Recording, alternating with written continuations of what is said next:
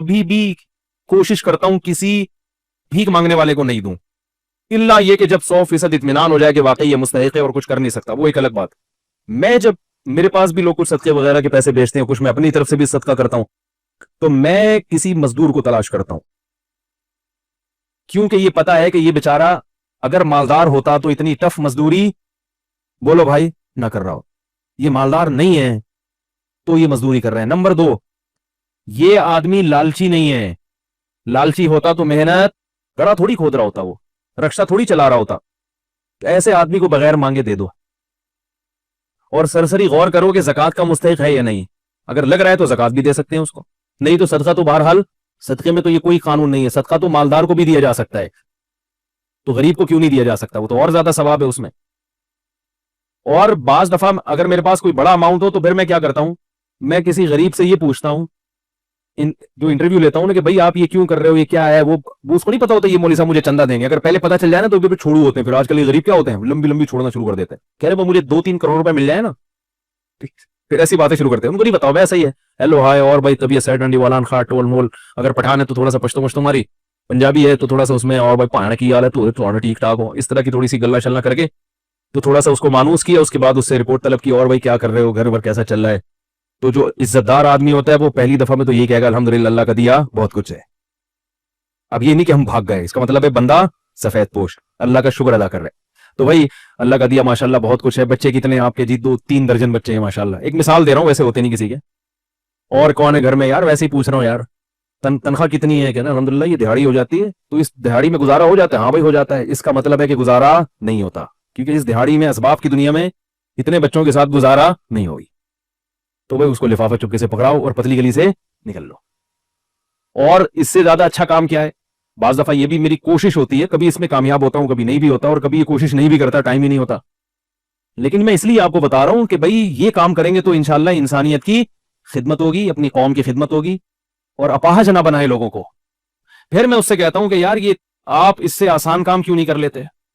یا کوئی واقعی بے روزگار ہے، وہ ایسا بھی ہوا ہے، بھیکاری آیا ہٹا کٹا، میں نے کہا آپ کچھ کرتے کہ نہیں؟ کہہ رہے ہیں یار آج کل روزگار نہیں مل رہا، میں کیا کروں؟ میں نے کہا ٹھیک ہے آ جاؤ، ہماری مسجد میں کام ہو رہا تھا، میں نے کہا یار یہ سارا کام یہاں نمٹا دو، یہ کر لو، یہ گڈھا آپ کھود دو، آپ مجھ سے 100 روپے مانگ رہے ہو، میں آپ کو 2000 روپے دے دوں گا ایک دن کے، یا 3000 روپے دے دوں گا ایک دن کی دہاڑی۔ اب فوراً پتلی گلی سے نکل لیا۔ بھائی جب آپ ہٹے کٹے ہو، آپ کی باڈی سے لگ رہا ہے کہ آپ کدال کسی کے سر پہ بھی مار سکتے ہو، اتنی طاقت ہے۔ ہمارے نبی صلی اللہ علیہ وسلم کے پاس ایک صحابی آئے بھیک مانگنے کے لیے، صحیح حدیث ہے، لوگوں کو وہ حدیثیں تو یاد ہوتی ہیں جس میں صدقے کی ترغیب ہے، وہ بھی حدیثیں یاد رکھنی چاہیے، صدقہ کرنا چاہیے، اسٹائل یہ ہونا چاہیے، انداز یہ ہونا چاہیے جو میں آپ کو بتا رہا ہوں۔ صحابی آئے، انصاری صحابی، عرض کیا یا رسول اللہ گھر میں کیا ہے؟ فاقے، کچھ بھی نہیں ہے کھانے کو۔ وہ واقعی بیچارے مستحق تھے، انہیں تو نبی ویسے ہی دے دیتے نا، باقی وہ جھوٹ تھوڑی بول رہے تھے نبی کی خدمت میں آ کے، کچھ بھی نہیں ہے گھر میں۔ آپ نے فرمایا کچھ تو ہوگا، سب صحابہ بیٹھے ہوئے ہیں، کچھ تو ہوگا۔ فرمایا صرف ایک پیالہ ہے، ظاہر ہے وہ پیالہ ہے جس میں ڈال کے کھانا کھاتے ہیں، وہی اگر بیچ دیں تو کھانا آئے گا تو پلیٹ ہی نہیں رہے گی گھر میں، برتن ہی نہیں رہے گا۔ آپ صلی اللہ علیہ وسلم فرمایا وہ پیالہ اٹھا کے لے آؤ۔ کیا کرو؟ یہ حدیث تو پیالے کے بارے میں، آپ نے جب کسی کو دیکھنا ہے تو آپ نے اپنے حساب سے اسے انٹرویو لے کے، یہ نہیں کہ پیالہ اٹھا کے لے آؤ کیونکہ حدیث میں آ رہا ہے۔ حدیث کے ظاہر کو نہیں لیا جاتا ہر جگہ، اسی وجہ سے امام ابو حنیفہ کا فقہ ہمیں بہت اچھا لگتا ہے۔ ضروری نہیں سب کو اچھا لگے، جن کو اچھا نہیں لگ رہا ان کو بھی مسلمان سمجھتے ہیں، لیکن ہمیں امام حنیفہ کا فقہ اس لیے اچھا لگتا ہے کہ امام حنیفہ حدیث کے ظاہر کو نہیں لیتے، بہت گہرائی میں جاتے ہیں۔ میں تو خود فقہ حنفی کو چونکہ کئی سالوں سے پڑھا رہا ہوں، میں جب ابتدا میں جب میں مولوی بننے کے لیے مدرسے میں بیٹھا تھا تو میں امام ابو حنیفہ کے فقہ سے ایسے ہی بدگمان تھا جیسے عام لوگ بدگمان ہوتے ہیں کہ وہ حدیث کے خلاف ہے، میرا بھی یہی تھا۔ لیکن جب میں نے گہرائی میں جا کے پڑھا تو مجھے لگا کہ امام حنیفہ بڑے ہی خاندانی فقیہ تھے، حدیث کی روح کو سمجھتے ہیں امام حنیفہ رحمہ اللہ تعالی، بہت گہرائی میں جاتے ہیں، اس لیے اتنی جلدی فقہا سے بدگمان نہ ہو جایا کریں۔ خیر، اب کیا ہے کہ رسول اللہ صلی اللہ علیہ وسلم نے ان سے کہا کہ جاؤ کیا لے کر آؤ؟ پیالہ، وہ لے آؤ۔ نبی نے ان کو طریقہ سکھا رہے ہیں، کیسا پیارا آپ صلی اللہ علیہ وسلم کی تعلیم کا انداز تھا۔ آپ یہ بھی تو کہہ سکتے تھے بھائی اس پیالے کو بیچو، یہ خریدو، یوں کرو جاؤ، تو آپ نے معلم کو بھی بتا دیا کہ تم نے غریب کو صحیح راستہ بھی دکھانا ہے اور اس کے ساتھ اس راستے میں تعاون بھی کرنا ہے. وہ بیچارہ کانفیڈنس نہیں ہوتا, آپ نے اس کو سمجھا کے نکل لی ہے, وہ کنفیوز ہے, یار میں نے کیا کرنا ہے. ہر آدمی میں کانفیڈنس نہیں ہوتا, قوت فیصلہ نہیں, تو آپ نے بتا دیا کہ اس کے ساتھ تعاون کرنا ہے, اس کی حوصلہ افزائی کرنی ہے. تو آپ یہ نہیں آپ صلی اللہ علیہ وسلم نے فرمایا کہ جاؤ وہ پیالہ بیچو اور یہ کرو اور وہ کرو اور خود ہی کر لو سارا کچھ. فرمایا لے آؤ, جیسے جیسے کہہ رہا ہوں نا ویسے ویسے گویا انگلی پکڑ کے چلانا سکھا رہے ہیں, بھیک سے انگلی پکڑ کے چھڑوا رہے ہیں. یہ زیادہ بڑی خدمت ہے. اگر آپ صلی اللہ علیہ وسلم ان صحابی کو کھانا دے دیتے, صدقہ دے دیتے, اگلے دن پھر آ جاتے, اگلے دن پھر آ جاتے, وہ تو کھاؤ ختم. اور تھوڑے دنوں میں کیا ہوتا, ان کی زوجہ بھی یہی, بچے بھی یہی کر رہے ہوتے. یہ بھیک ایسی بیماری ہے جو نسلوں میں چلتی ہے, خاندانی بھکاری ہوتے ہیں بعض لوگ, ارے ہمارے ابا بھی یہی کام کرتے تھے. ٹھیک ہے نا. تو نبی صلی اللہ علیہ وسلم فرمایا جاؤ پیالہ اٹھا کے لے آؤ. وہ صحابی پریشان ہے, اب کیا ہوگا بھائی, ٹھیک ہے نبی نے کہا لے آئے. آپ صلی اللہ علیہ وسلم نے فرمایا اسے کون خریدے گا. ہر چیز کا کوئی نہ کوئی طلبگار ہوتا ہے. ایک صحابی نے فرمایا 1 درہم میں یہ مجھے دے دیں. آپ نے فرمایا اس سے زیادہ میں کون خریدے گا. بھئی اب بزنس کا تو اصول ہے نا, سرمایہ چاہیے تو جتنا زیادہ سرمایہ لے سکتے ہو. بھئی بزنس کا تو اصول ہے, حلال سرمایہ ہے. تبھی یہ یاد رکھو اسلام نے کسی چیز کی قیمت متعین نہیں کی ہے.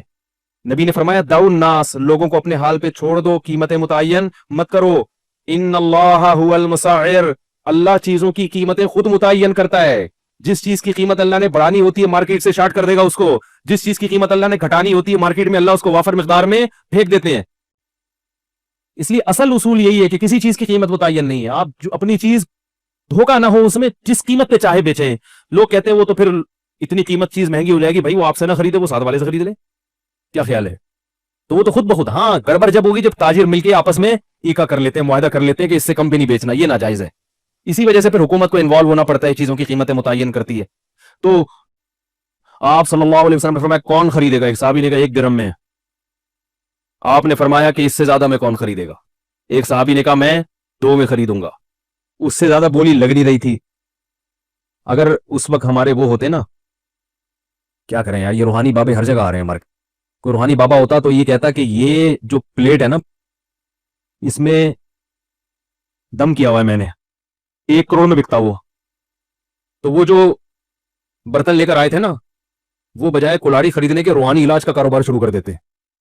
کیا خیال ہے؟ ابھی ہمارے یہاں یہ بھی ہو رہا ہے کہ بعض لوگ کہتے ہیں یار میں اس کے پاس گیا ہوں اپنے کاروبار میں دم کروانے کے لیے, اور اس کو میں نے 50,000 روپے دیے ہیں, تو میری ارننگ تو روز کی 50,000 ہو نہیں سکتی, تو میں یہ دم والا کام ہی کاروباری کیوں نہ شروع کر لوں.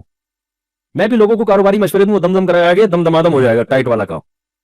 اس لیے میں کہتا ہوں کہ جو روحانی علاج والوں کے پاس اگر کاروبار میں برکت کے لیے جا رہے ہو تو بھائی روحانی علاج ہی شروع کر دو, تو ایسے ٹائٹ کاروبار ہو جائے گا. لیکن یہ گھٹیا کام ہے, روحانی علاج گھٹیا کام نہیں ہے. یہ جو اس طریقے سے لوگوں کو بیوقوف بنانا, یہ گھٹیا کام ہے. خیر, تو آپ صلی اللہ علیہ وسلم نے فرمایا اس سے زیادہ میں کون خریدے گا. صحابی نے کیا کہا, میں 2 درہم میں. 2 درہم میں خریدا. 2 درہم آپ صلی اللہ علیہ وسلم نے ان صحابی کو دیے. فرمائے 1 درہم سے کلاڑی لے کر آؤ اور 1 سے اپنے اور اپنے بچوں کے لیے کھانا لے کر آؤ, گزارا چلاؤ فی الحال, کیونکہ بھوک کا بھی تو کوئی علاج کرنا ہے نا. تو وہ گئے, 1 درہم سے کیا خریدا, گزارے لائق. یہ نہیں کہ پیزا لے کے جا رہے ہیں.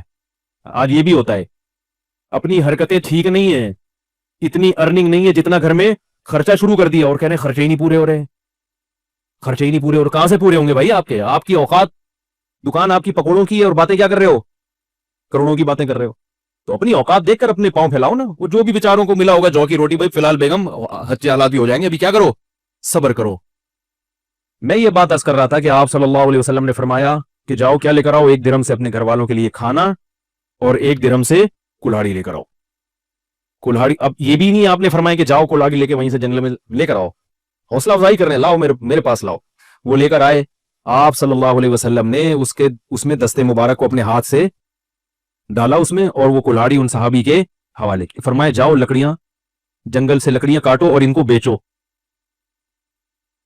وہ صحابی 10-15 دن کے بعد آئے اور کہا کہ یا رسول اللہ, میں لکڑیاں کاٹ کے بیچتا رہا, اور ظاہر ہے کچھ سے کھانا بھی خریدتا رہا اور کچھ کو بچت بھی کرتا رہا. میرے پاس 15 درہم اکٹھے ہو گئے ہیں. درہم بڑی ویلیو والی چیز تھی اس زمانے میں. 1 برتن 2 درہم کا فروخت ہوا, تو 15 درہم سے 15 دنوں میں وہ کتنے برتن خرید سکتے تھے. اس جیسے 7 برتن خرید سکتے تھے اور 7 برتن کو مارکیٹ میں فروخت کر کے 15 دونی 30 درہم بنا سکتے ہیں اسی وقت. کیا سمجھا یار؟ تو میرے بھائی غریب کے ساتھ تعاون کا یہی انداز ہونا چاہیے.